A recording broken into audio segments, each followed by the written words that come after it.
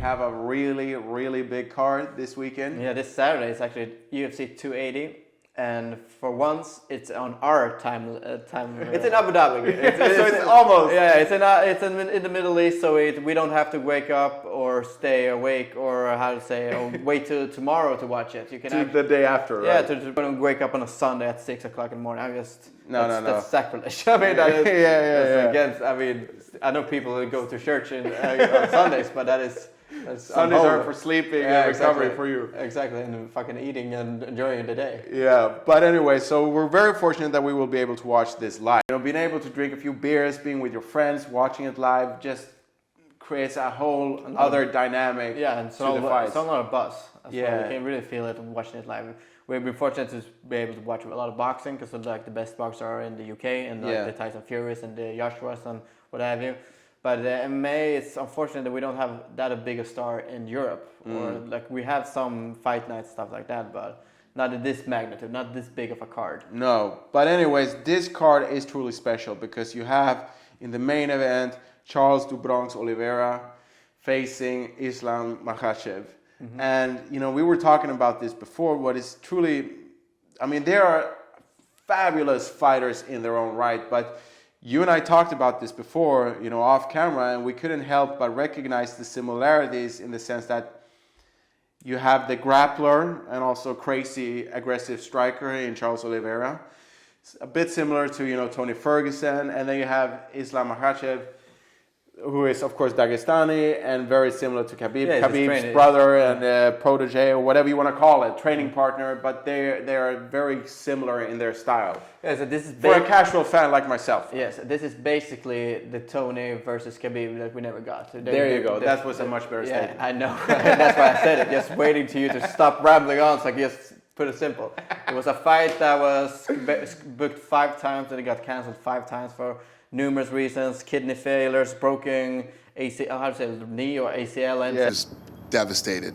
Tripping on wires and all kinds of stuff. Shit. Yeah, it was horrible as a fan. But so this is the closest version that we're ever gonna get of it. Yeah. I think because now people are getting more well-rounded. It's not so much of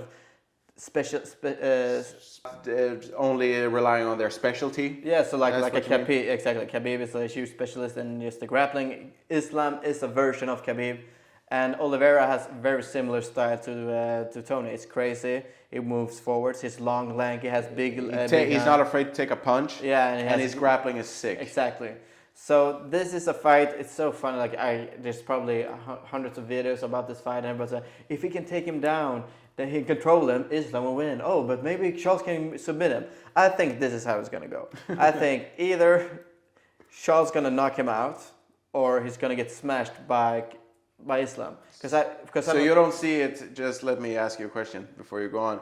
You don't see it being like a stagnant, boring fight with Islam just controlling him, essentially, and Oliveira just moving around? Well, it could be a boring fight, but Islam is trying to prove a point as well, and Oliveira in his interview is giving him zero respect. Like he doesn't. Yeah, that frightens me. Exactly. So that means that he won't respect him and give him any props. So he will go much forward like he always does. He might get hit, but I don't think Islam has that kind of pop that like Chandler or Gaethje who just recently fought, or Dustin for that matter, just fought. But I don't think Oliveira will finish him on the ground by a takedown. It could be that by a submission, you mean? Yeah, exactly. I don't think he will submit him by being taken down. He could submit Islam by rocking him and getting on his back or choking him and stuff like that. But I think it's going to be pretty evident after round 2 or 3 what will happen. Who's going to be the winner? Yeah. Because I mean, because Charles doesn't drag it out too long either. He's put such pace on it, so he's setting him up a little bit to fail. I haven't seen him go 5 rounds that crazy. Somebody always breaks. Yeah, that's true. And one point is that, you know, Oliveira has fought the who's of the creme de la creme. You know, the lightweight division is arguably the best division in MMA fight. The lightweight division, UFC, is the best division of any division in MMA, period, right? But you also had a good point when we were discussing this earlier, is that the way Islam has dominated his opponents up until this fight, it doesn't matter. It might not matter that he hasn't fought the who's yet. I think that how dominant he is. It doesn't matter he hasn't fought like the top 3 or top 4. Like how he dominated Dan Hooker, or I know Bobby Green is like it's 15th rank or 12th. I know he's not the same caliber as Oliveira, but the way he has beaten everybody else is so impressive. It looks a little bit like Khamzat. Like the way Khamzat has been running through opponents, just he hadn't fought a single ranked opponent before. Then he jumped up to Gilbert Burns. So I think the way he has been beating people just shows that he's a true contender and being so good, and everybody in his camp saying the same thing.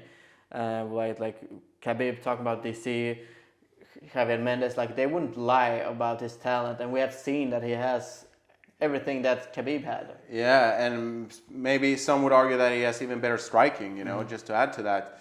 So who do you think wins? My heart wants to. I want Oliveira to win. I mean, that is what I want, because I think he's so fucking fun to watch. Yeah, fun to watch. He's so fascinating. It's like I love like his story right now. He's been in the UFC for like over 10 years. He just recently had. He had always the most finishes. He has the most submission in UFC history. Exactly, something like that. Yeah. Or in the division, he's been a dog always. And since his loss to Paul Felder, he has been on this crazy run with 11-fight winning streak, and he's been beating people pretty handsomely. It's looked scary a couple times against like Michael Chandler, but he keeps cool and he has figured out a way, and he doesn't play it safe. And how can you not root for a guy that is so close to everything to win? Exactly, because a lot of champions, and I understand why, you know, they're a bit more defensive in their fights, because of course with the belt comes more money, you know, so you don't want to lose the fucking belt. But with him, it seems like he doesn't give a fuck. He's not changing anything. No. He will march forward using every goddamn limb he can, and if he gets it to the ground, he is vicious. Yeah, I mean, every single title defense he has had. I mean, I still count the last fight as a title defense. Let's get it straight. But has looked like he was about to lose in every single fight. I mean, it's been rocked a bit, but it's still dangerous and everything. I think he has like deceptive striking, like how hard he punches, because he has huge hands. I think it's like, I think people get shocked from getting punched. Yeah, and he's so crisp in the way he strikes, you know, and the way he mixes in distant control, and the way he mixes in knees, you know, and just the way he took down fucking Dustin Poirier, who I was rooting for Poirier in that fight, because I love Dustin Poirier. Yeah. But the way he took him down, not in just one round, but in 2 rounds, it was crazy. So, but who do you think will win?